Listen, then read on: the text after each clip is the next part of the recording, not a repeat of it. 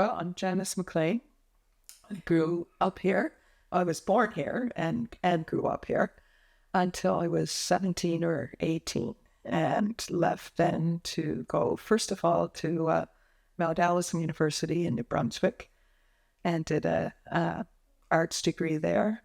And on from there to Queen's Theological College, where I had a Master's of Divinity and served my first pastoral charge, which was in those days called a settlement charge on Prince Edward Island. And I won a scholarship when I graduated from Queen's, and it had to be used within 5 years. So at the end of 5 years on Prince Edward Island, I went to Ontario Institute for Studies and Education for a master's in adult education. And back to a pastoral charge, I kind of had this rhythm of being called to pastoral ministry and then called away from pastoral ministry for a time. So when I went to Ainslie, I thought I wouldn't be returning to ministry, but the urge to return, and I served a pastoral charge in Ontario, called away again, and I worked for 5 years overseas. I worked as a volunteer with the Iona community in Scotland, an ecumenical Christian community, and also a couple of years then in Israel with the Sisters of Notre Dame de Sion. So again, came back from that, worked in the conference office in New Brunswick for a while as Minister for Christian Nurture and Enrichment, and then began an online ministry, worked part-time in pastoral ministry, just retired from that. And with that, moved back here to the lake. It was never part of our retirement plan, really. And it happened very quickly. We were here for the summer. We had a cottage here. And my brother was building these units, and all of a sudden one morning we looked at each other and said, just about everything on our list, we were going to move back to Nova Scotia. Everything on our list for our next place we can find here. Plus, we're closer to support my parents. So here we are. Within 3 months, we moved and we're back. And probably of all the moves in my life, it was the hardest move, was to adjust and settle to the move back here, which was a bit of a surprise.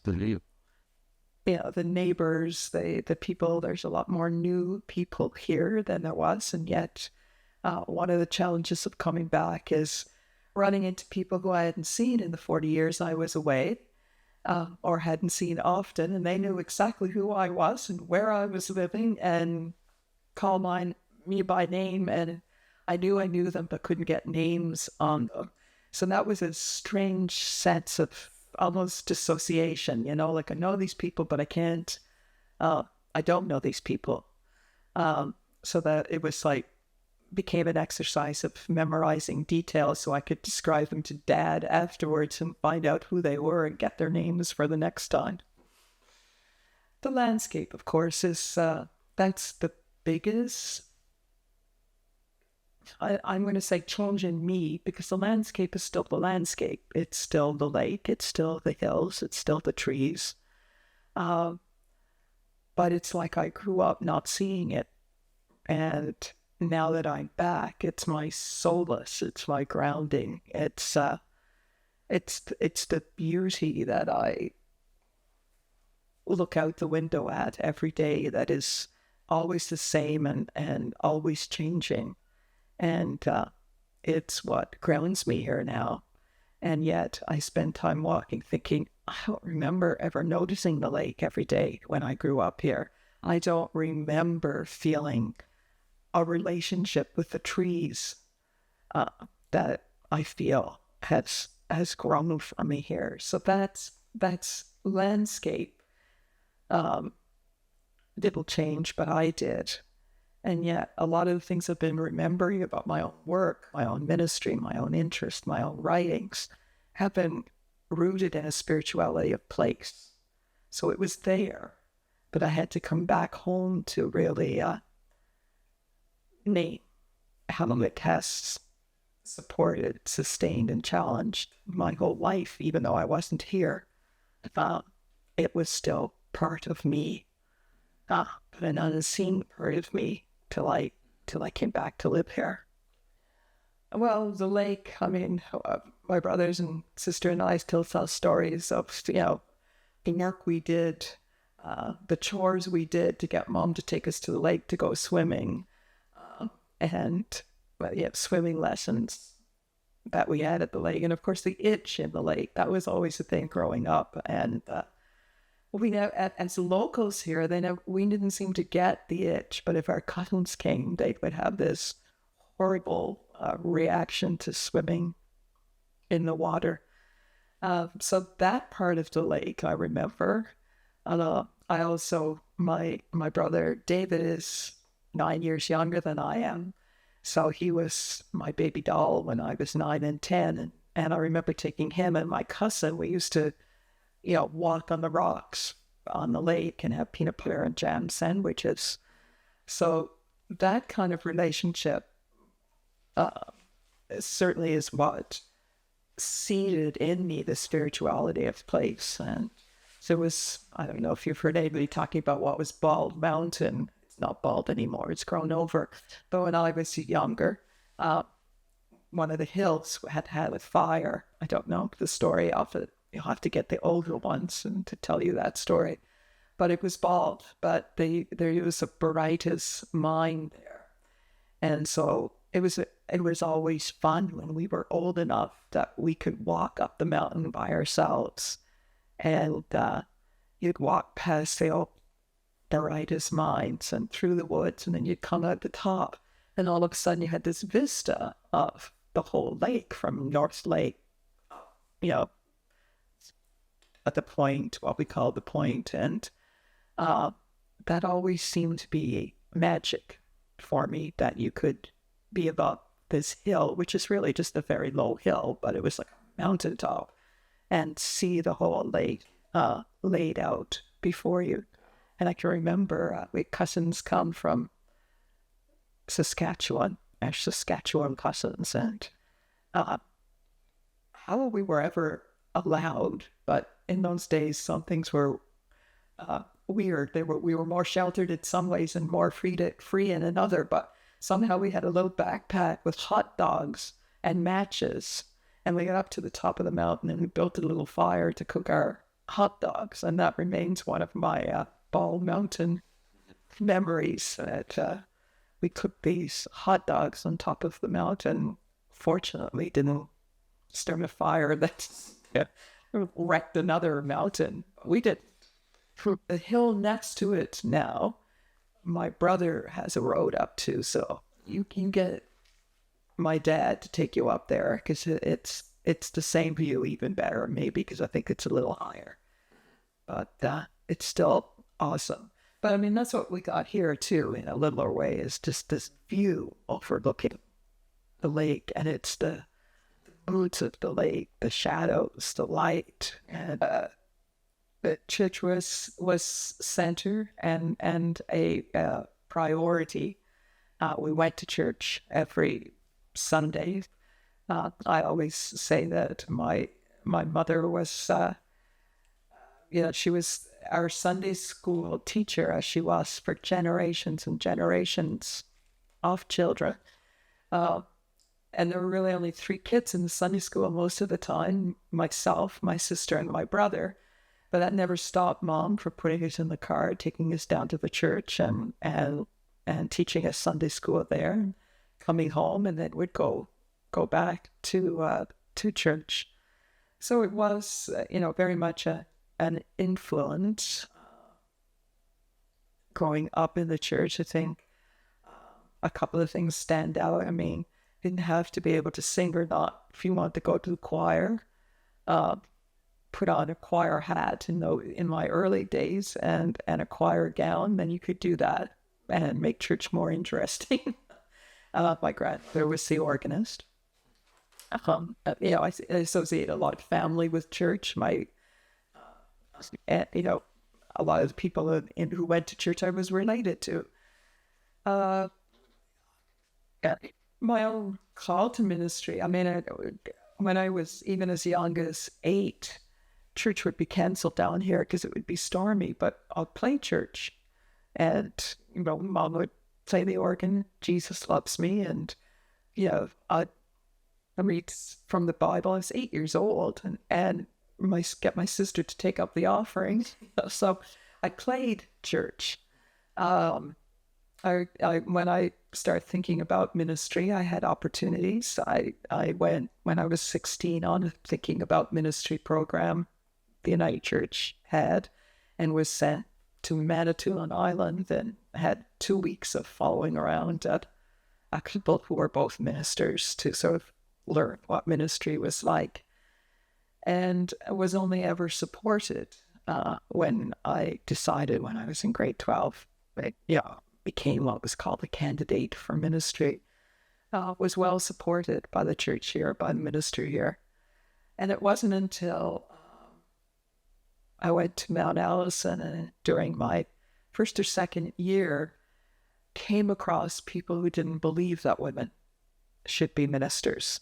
Before that, I didn't even know it was an issue. I didn't even know that I was unique. I grew up hearing the stories, this very land I'm sitting on, McKinnons. There were 5, 7, 8 McKinnon brothers. Might get some of these details wrong. 5 of them went to study for the ministry.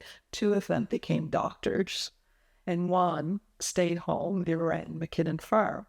So I grew up with that story of people around here becoming ministers, and the area, Lake Ainslie, has many stories of others who became ministers. So I was just another one. It didn't occur to me that my gender would come into the story. It was just a call, and and I heard it and responded and was supported, and always have been around here. So it took. It was shocking in my first years to come across issues of women in ministry, and while I can't say I had a lot of them in my practice of ministry, I didn't go looking for them. I knew there's always issues for women in ministry. There still is. It became another layer of issues when my partner Marilyn and I got together, and of course the church had a major dealing with the issue of gay, lesbian people. But again, my experiences have mostly been positive, and I think a lot of that is rooted in my growing up here, where I started off with only support for who I am, not other. In all of my pastoral charges, served 3 different pastoral, well, more than that. I was always preceded by a woman. I was never the first woman on a pastoral charge. But I mean, like when you were a kid, when you heard the calling, and you were surprised that females weren't in the ministry, that you had no example of it. You just all the people who stood in pulpits when I was a child in the United Church and the Presbyterian Church, they were all men. But it somehow never occurred to me that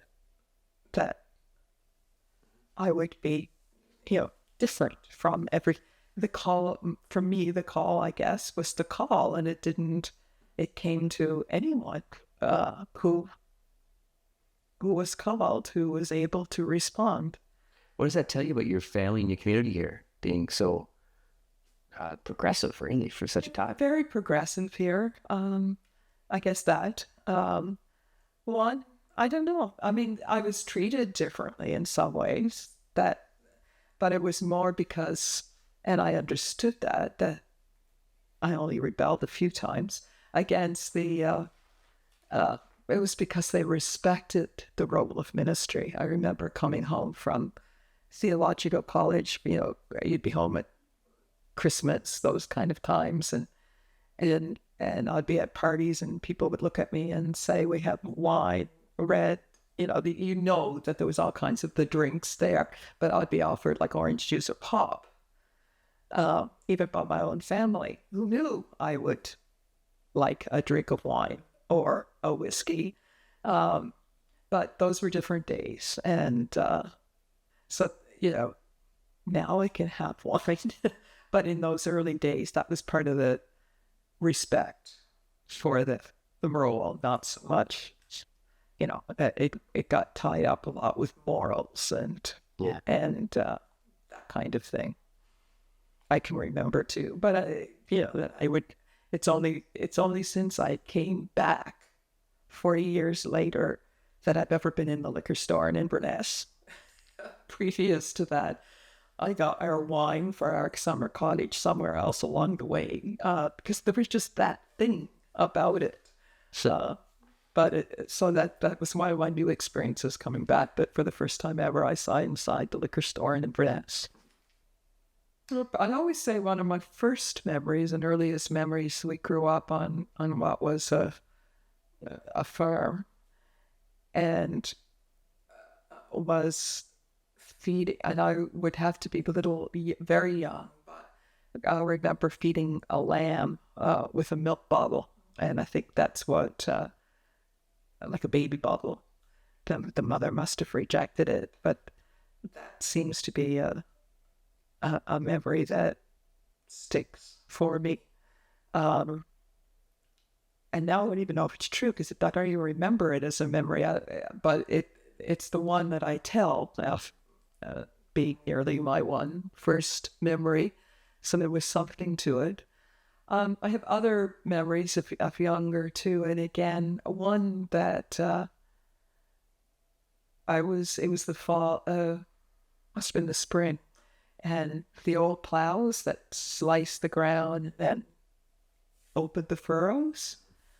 I remember looking at that and almost feeling a pain for the earth. So I think that I remember that when I talk about spirituality of place now, that somehow this opening of the earth didn't strike me as potential for the potatoes that would grow. It struck me as pain for the earth.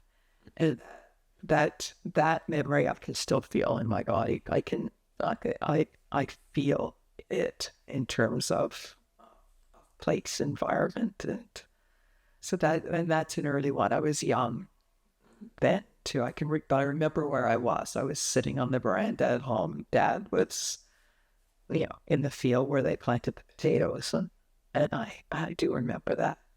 You say you use it in your ministry now. How do you use that metaphor and when you're talking to people today? How do you weave it in? Well, I think that's in the whole spirituality of place.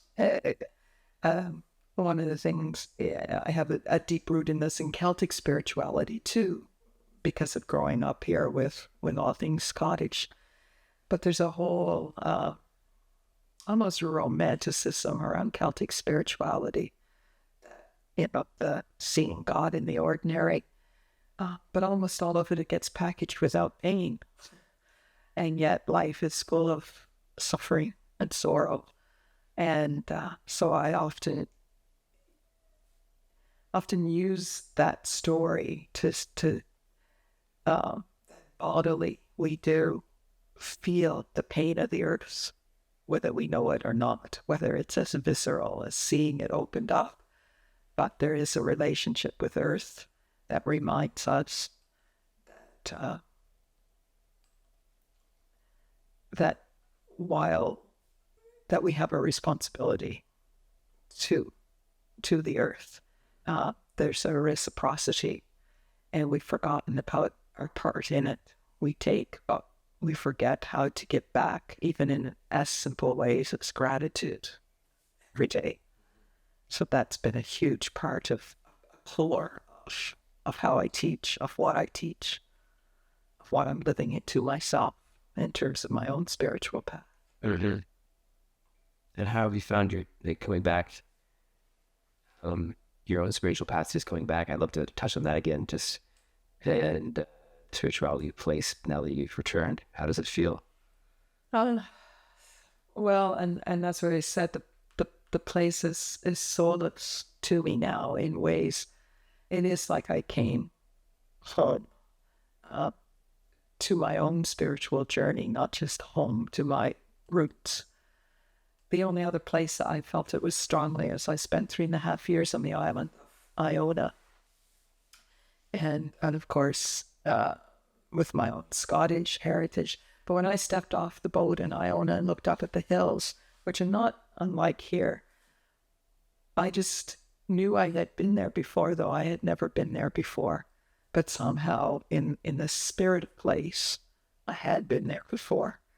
And somehow it connected me as a thin place. And that's how I feel coming home here, is the thinness of place. The walking now is critical for me in terms of balance, of groundedness in my life, of my own journey and dealing with the ordinary and the ups and downs of the days. I mean, we're fortunate, as are some of my nieces and nephews today, that we grew up with our both sets of grandparents. Across the field was my paternal grandparents, and just up the road a mile was my mother's grandparents. So yes, lots of stories about them.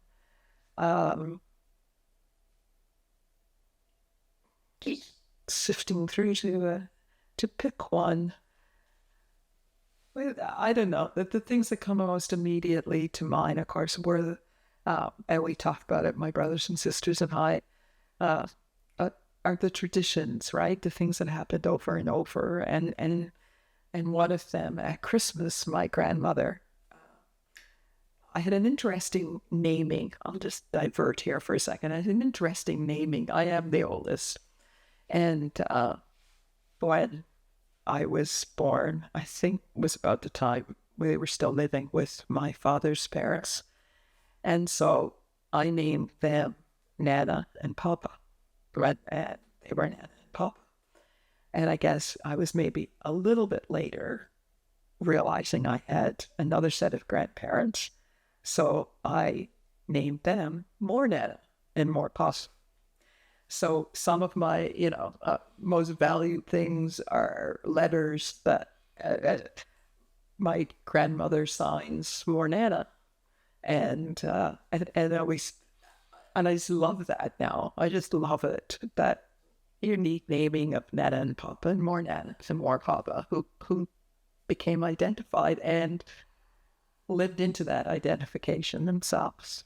But more Nana at Christmas time had this tradition when we were young kids and into our teenage years, that she had what she called, she was a sewer. She sewed. She had this big sock, and it was a sock, but it was big, and she would have it filled with gifts. And it would be things like cancer pop and Christmas night, after all the other gifts were opened and you had your gifts, Nana and Papa would come in the evening with a big sock, and would always try to have it so that my cousins, their other two grandchildren, Milton and Jill, were there too. We had the opening of the big sock, and somehow that stands out as one of the most exciting traditions. It's a nice memory. Yeah. Oh, the more Nana thing, that's cute. Yeah. It's some of the things that stand out for that would be the family trips. Not very often, but sometimes in the summer, it would be a whole day. We'd pack a lunch and go around the Cabot Trail. And Mom always loved history, so we'd always stop at the historical things like the Lone Shieling.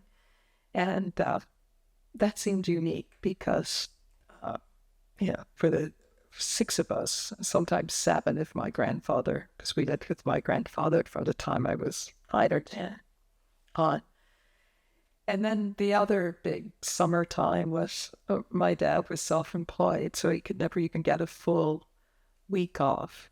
But he'd finish work on Wednesday and would have Wednesday evening, Thursday, Friday, Saturday, Sunday. And we had this little camper and would go camping with my mother's, with Hugh, and he was married to Florence, and Dad's sister Catherine and John and their kids. So it was a whole pile of cousins and the three, and we'd go camping. And that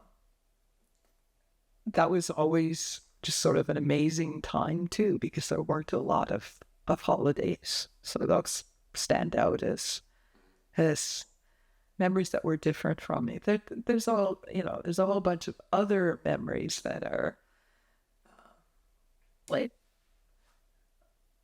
I saw in Rudy Durrell Church, there was this service in Waikagama. It was called the Park Service.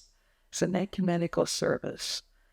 And it was held in the Waikagama Provincial Park on the side of the hill. And people came, like, I remember it as great, giant crowds. And it went on, it was a summer in June. And there'd be a flatbed truck, and they'd set up like a little pulpit and flowers on it, and be guest preachers and Gaelic singing and English singing. And people would be just sitting on the hillside. But that was something you just got through when you were a kid for the best part afterwards, because everybody brought supper. And it was like a real picnic. Like it would be potato salad, and it would be meat, and people would get together at tables with my grandparents. He had this feast after the service, and we'd be running around the park, and there'd be trails, and like that just stands out to me as one of the most fun things ever. Then again, I did become a minister, so maybe my fun things are a little bit slanted through the eyes of church. And on the way, you would stop at the store up at the head of the lake and get pop, and you could get your own flavor of pop, and that was a huge big deal that we could have pop for the picnic. Best friend, I'm going to back up to that and come into it through school. I was going to say, yeah, school. Okay. It was probably a schoolhouse. My sister and I are the last two students of the one-room school. And so I have tons of memories around that, of very fond memories. So there was 7 students and teacher both years that I was there. My sister Karen started a year after me, and she was the last student, and there was still 7. So she came in, somebody went out. I think it only went to grade 10 or 11. But that was amazing. So really, my first friends were all older than me, because I was in grade primary, and they ranged in age right up to grade 10 or 11, whichever it was. They were the neighbor kids, of course, the 7 of them. But it also gave me models for all ages that served me well in my ministry, because of the way things were done. Like on Friday was Red Cross Day. The youngest person in the school got to pick the games. The oldest person in the school chaired the meeting. So there was roles defined. But the great part of that was the person who had the most power on Friday was the youngest, because the older ones would try to convince you what games that you were going to choose to play. So you had a fair bit of power in the moment of choosing how to select the games that you would play at the end of the Red Cross meeting. So musing on that has always been, that was such a democratic way, really, of giving power to the youngest, to the most powerless. And I think I learned some things about that I should probably do some more further writing about in terms of being in school in a one-room school. So thinking, though, you said since your sister and you were the youngest, it means you probably held that position longer than most kids, because no younger kids were coming in. Well, we were only there 2 years, right? Okay. I was there for grade primary and grade 1. But another memory of that, we were playing a game at lunchtime or at recess, and whatever it was, I was tired. I laid down. I looked up at the sky, and the clouds were moving. And it was the first time I was five. I had to be 5 or 6, one or the other. I was probably 5. And Marie, who was from next door, I think she's a few years older than me. And I'm like sitting bolt upright saying, Marie, the clouds are moving. The clouds are moving. And then that had all the potential in the world for ridicule, right? And it didn't. She explained to me that the clouds are always moving and that I had just noticed them. And we were recalling that story. Her mom just died in the spring and there wasn't a lot of ministers around here. So I did the funeral for her mom, they were next door neighbors. And remembering that kindness of, the clouds were moving, but also from there, from the Trout River School, went to Scottsville School, which there was like 4 in a class, and there was 3 or 4 classes, and there was 2-room school. And we went from there to Inverness in grade 6, and that was what we call a big school. And grades 1 to 12 were in Inverness. Now, I was terrified. I can still remember I was so scared because I was going on the big bus. I'd been on a little bus, but my dad was the bus driver, so that, hell no. But now I'm going on the big bus and going to the big school. And I don't know if it was our mothers that arranged it, possibly. But Marie walked over and got on the bus with me that day and sat on the bus. And she always sat with her best friend, and they were the old ones on the bus. She sat on the bus with me that day and took me to show me where my classroom was.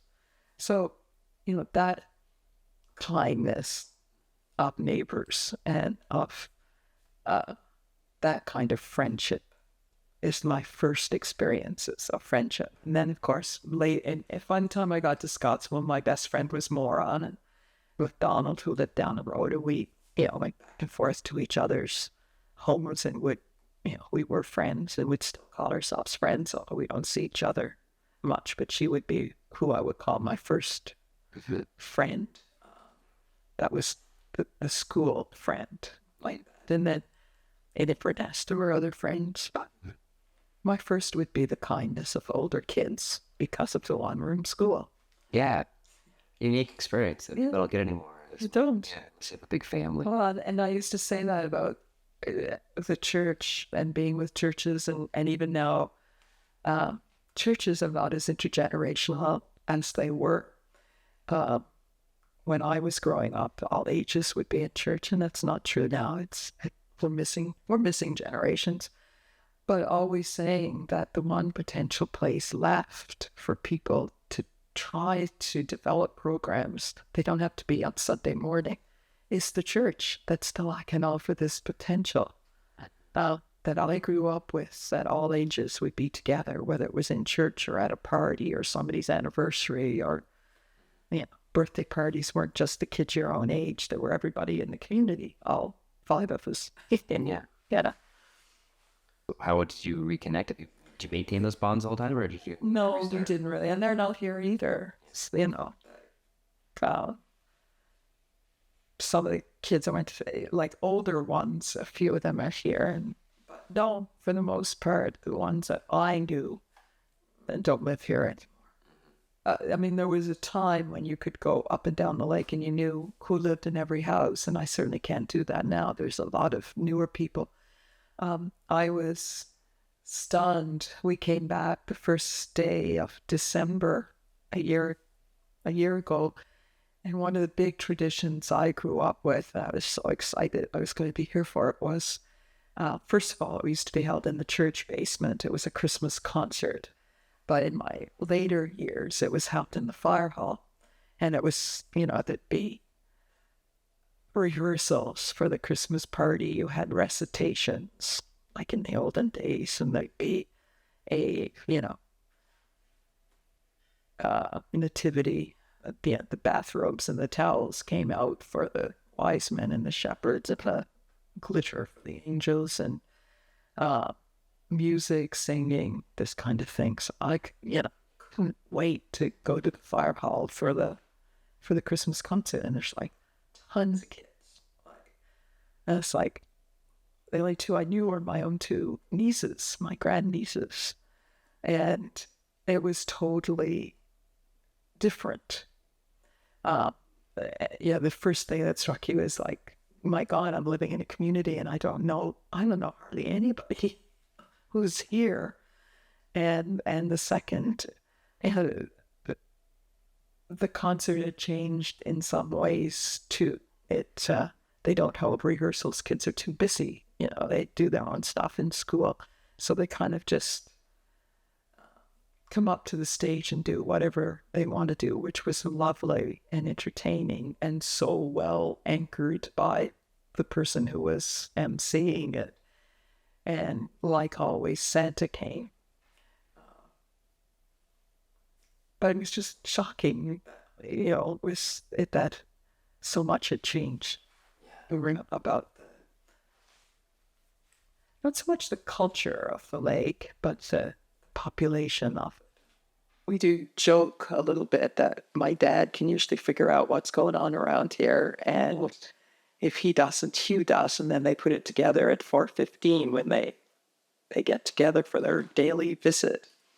And but then, and how they enjoy having a meal together. And sometimes they go to church together. Now, my mom doesn't go, and Hugh's wife is in a nursing home, but they go, and we make sandwiches, and we make 3 sandwiches now so that Hugh can stay after church, and they can have lunch together.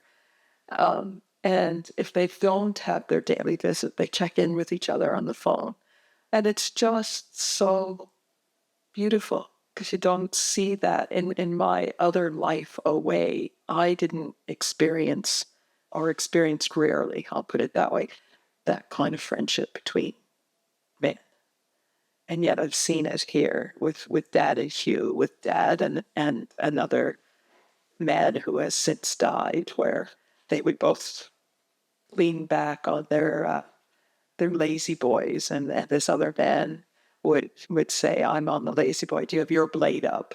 And that's what they were calling the footrest of the chair, and then have conversations. And that, I think, is so beautiful, and something that came out of their retirements when they weren't so busy. Because I remember my dad working hard, and people around here did work hard to make a living and be able to stay here. When I was visiting you, I noticed this car in there, that beautiful car. Did they ever drive together in that? Yeah, once in a while. Plus my parents' 60th wedding anniversary last summer. And so we had a party at the fire hall, and Hugh picked them up, and the best mom and dad's wedding party were all Hugh, of course, was the best man. And Dad's sister Catherine was my mom's maid of honor. They're all living, and Catherine's husband John was the usher. So Hugh picked them all up in the old car and delivered them down to the fire hall for the party. It's those kind of things. They're just so neat. So rare. Yeah, so rare. Career choices were, often people were teachers or they were nurses, if you were. So I never ever considered nurse ever. Teacher, I probably did. And in fact, most of my ministry has probably been defined by teaching more than anything else. But no, I don't remember. That was always the seed of who I was growing up. One, family. I mean, there it is. I really appreciate the family I have, and how they have supported me. But more than that, what I've really appreciated since I moved back is to get to know particularly my younger brother, David, as an adult. When I was 18, he was 10. I left when he was a kid. so one of the things I've come back to appreciate is who he is and the values he holds, and he's never left here. His passion to create here an opportunity for as many people as want to stay here and not have to go away to work. How that is a principle that he holds um, so dearly. Um, and my parents and my sister, who holds up the Scottish musical tradition here. It's like even within my own, and my brother Edward, who also I've gotten to know a bit more as an adult, who holds up the same kind of family values. So that.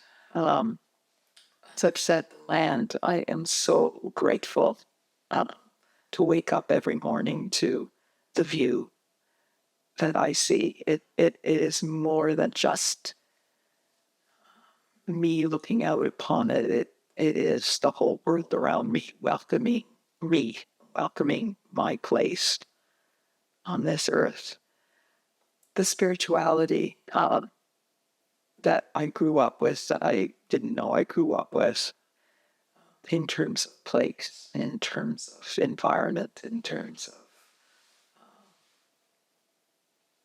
I don't know, just the whole Scottish Celtic spirituality that I've sifted through over the years. All of those things I'm thankful for the acceptance that it's no small thing ever to bring. We didn't think about it till we got here, myself and my partner, MacLean, as partners. The way that is working out for us is mostly positive. And that could be very different too. But the only last thing when you went out to tend to the dog was I had the memory of one of the richest memories, and probably again that supporting who I became away from here, was the bookmobile. When I was growing up, we had a bookmobile, and the bookmobile stopped at the shop, which is at the top of our lane. And I read endlessly. I still love to read, but it was only when you were going out, and I was thinking about the bookmobile. I had just been talking about some of the places that I've been fortunate to travel in the world, and I thought it all began there. Like I got books about Emily Carr. I was into Emily Carr when I was, a young teenager. And so when I stood in Haida Gwaii, I was standing in the pages of a book for real. I somehow off the bookmobile got one of Chaim Potek's book, who was he died, or Eli Wiesel, I mean, both of them Jewish writers. And so in Israel, when I stood in Yad Vashem, the Holocaust Memorial, I was standing in the pages of a book that I had read. And so many of my, novels, so that when I woke up one day from a B&B in southern England, I could hear a horse clip-clopping on cobblestones. I woke up in the pages of novels I had read. And it all can be traced back to that Heidi. And then I got to the Alps, so it all gets back to to two things. One, the bookmobile, and two, my mother we always had things to read. And that's a huge gratitude for me now. It shaped. Thank you very much. Well, you're very welcome.